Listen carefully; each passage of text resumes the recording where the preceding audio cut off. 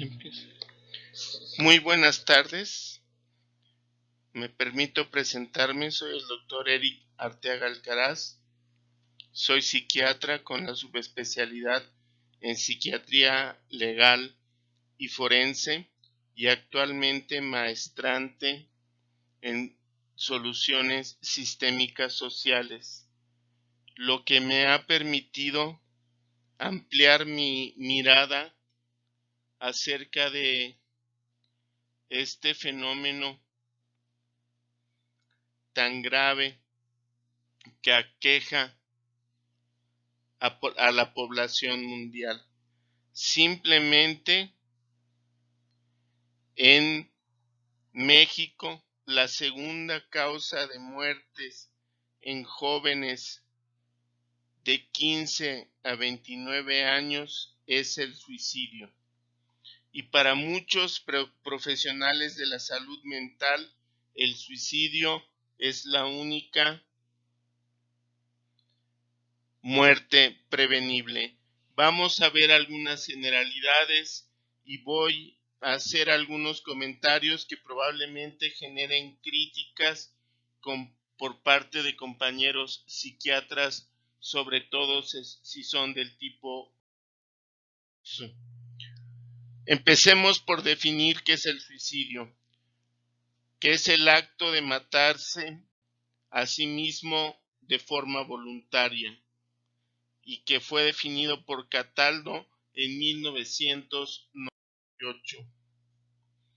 Es cualquier lesión autoinfligida deliberadamente realizada por el sujeto con el propósito de morir y cuyo resultado es la muerte. El suicidio accidental es aquel realizado con un método del cual el autor desconocía su verdadero efecto o con un método conocido, pero que no se pensó que el desenlace fuera la muerte no deseada por el sujeto que lleva a cabo el acto. Esto según Díaz Sastre del año 2000. Generalmente, antes de cometer un intento suicida hay algo que se llama ideación suicida, que son pensamientos sobre su propia muerte, generalmente sin un plan específico. La planeación suicida ya es un plan detallado, estructurado sobre la manera de cómo puedo terminar yo con mi vida. Gesto suicida es el ademán de realizar un acto suicida que por lo general no conlleva lesiones de relevancia para el sujeto, pero que aún así el profesional de salud mental tiene que considerar de una forma bastante. El intento suicida incluye situaciones en las que el individuo atenta contra su propia vida, pero el resultado no necesariamente es la muerte. ¿Cuáles son los factores de riesgo para el suicidio que se han estudiado? Historia de autolesiones o intentos de suicidio, que son de los factores más importantes y se encuentra presente en el 40% de los casos. El ser una persona mayor, hombres y que tengan una historia de abuso de alcohol. Hay factores fijos y hay factores modificables. Dentro de los factores de riesgo están los factores psiquiátricos, los sociales, los biológicos, los psicodinámicos, los somáticos.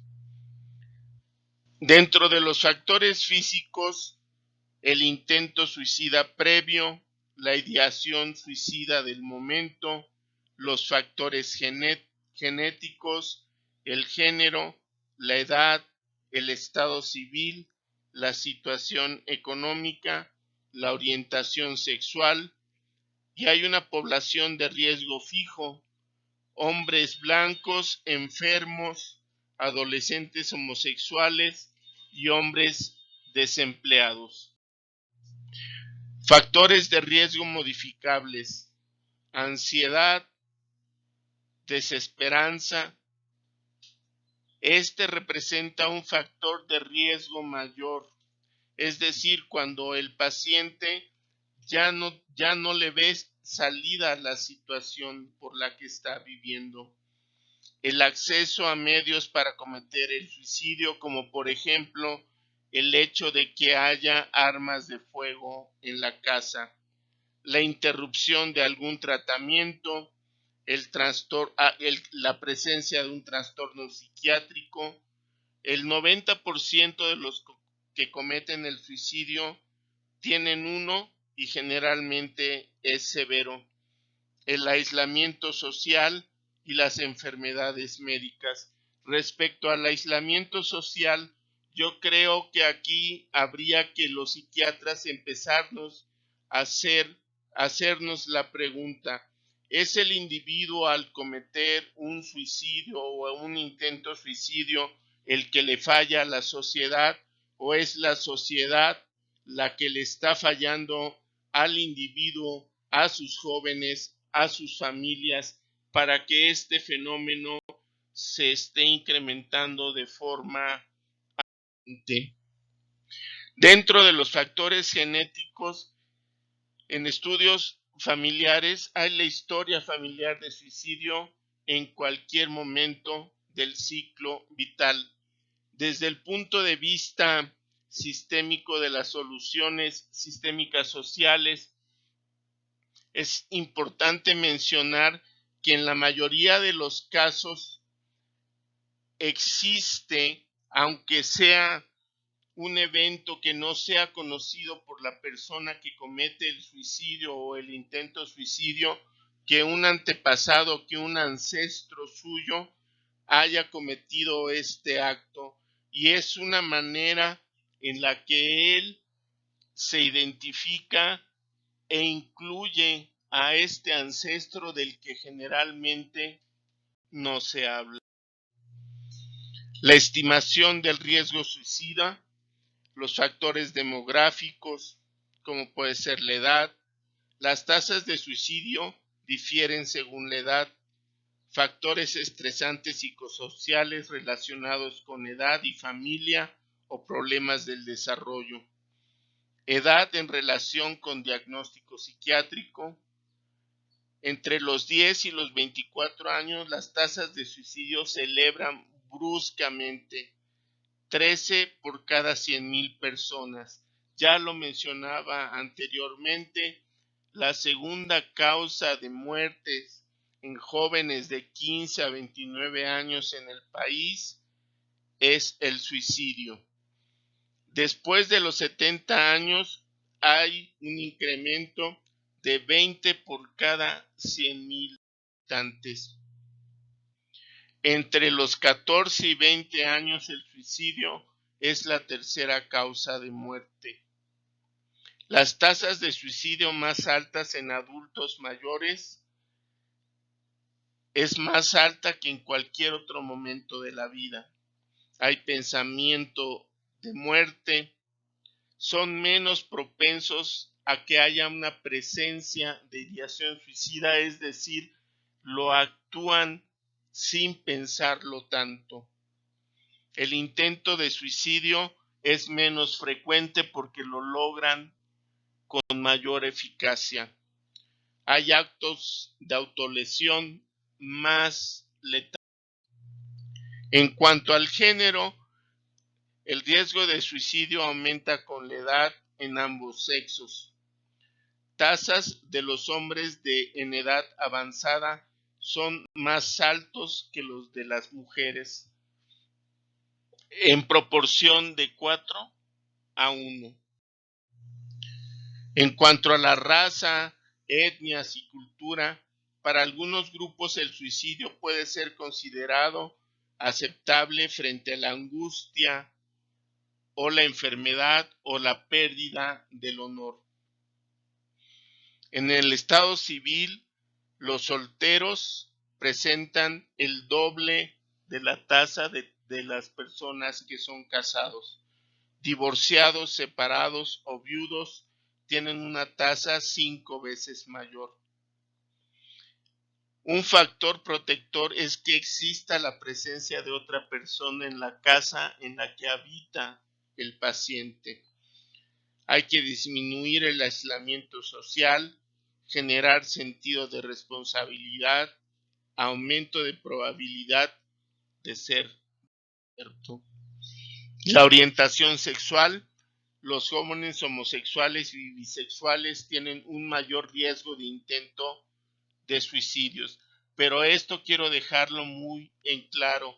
Esto tiene que ver más con la reacción que tiene la sociedad ante estas orientaciones sexuales que con alteraciones propias de estos individuos.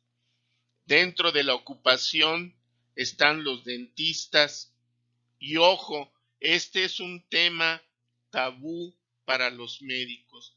Los médicos somos la profesión que tiene mayor número de suicidios que cualquier otra profesión.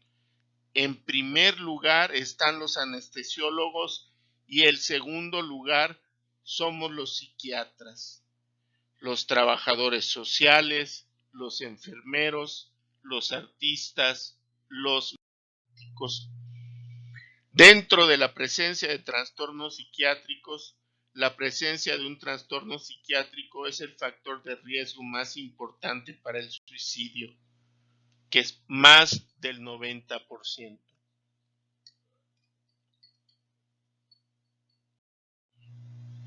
Trastornos del afecto, en los que hay desesperanza y que es uno de los factores principales, ideación suicida y una historia de intentos previos también aumentan el riesgo. A mayor número de intentos previos es mayor la probabilidad de que el individuo logre su cometido.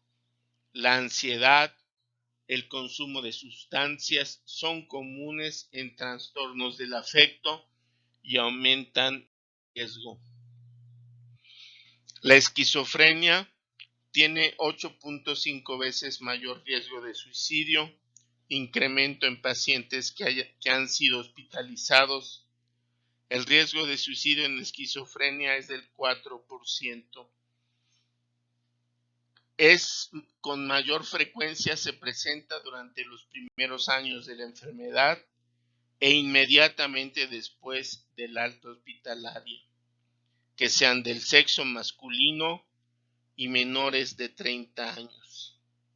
Y el aislamiento social que es inherente a la enfermedad. Los trastornos de ansiedad, 6 a 10 veces más riesgo de suicidio, y el trastorno de pánico puede ser hasta de un 42%. Los trastornos de conducta alimentaria, el abuso del alcohol, presenta 6 veces más riesgo que la población general. Segundo precursor psiquiátrico más frecuente de suicidio. Pérdidas interpersonales, episodios depresivos, trastornos psiquiátricos, el uso de sustancias psicoactivas, adolescentes y adultos jóvenes que mueren de suicidio. En los trastornos de personalidad, las tasas van del 3 al 9% y el riesgo es de 7 veces mayor. Los más frecuentes son los trastornos límites de la personalidad y el trastorno antisocial personalidad. En algunos lugares utilizan algunas escalas para la estimación del riesgo suicida, en el que se evalúan diferentes factores. En lo personal, considero que son de muy pero de veras muy baja eficacia para poder diagnosticar el riesgo suicida. Es muy fácil que el paciente miente, altere y que en el momento en el que yo estoy aplicando las escalas se pierda el rapport y la empatía que yo puedo establecer con el paciente.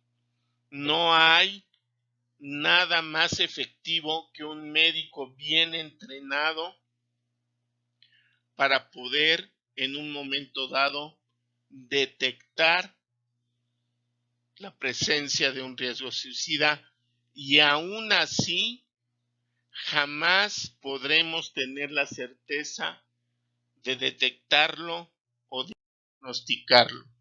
Y existen una serie de escalas como la de Sentiesa-Moore, la estimación de riesgo suicida mini, estimación de riesgo suicida de Plutchik, una serie de escalas como la de Sack-Pearson, pero que desde mi opinión, que me formé más en la clínica que en la parametría, restan mucho valor a la entrevista psiquiátrica.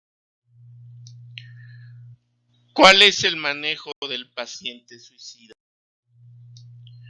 La seguridad es la prioridad ante todo. La admisión del paciente en una sala de seguridad con vigilancia estrecha. En los pacientes intoxicados, estabilizar previamente. En la ideación suicida hay que evaluar a intervalos estrechos, es decir, una evaluación estrecha de cómo es la evolución de la ideación suicida del paciente. Hay que tomar la decisión de hospitalización con base a factores de riesgo suicida, necesidades específicas de tratamiento, disponibilidad de otras opciones terapéuticas.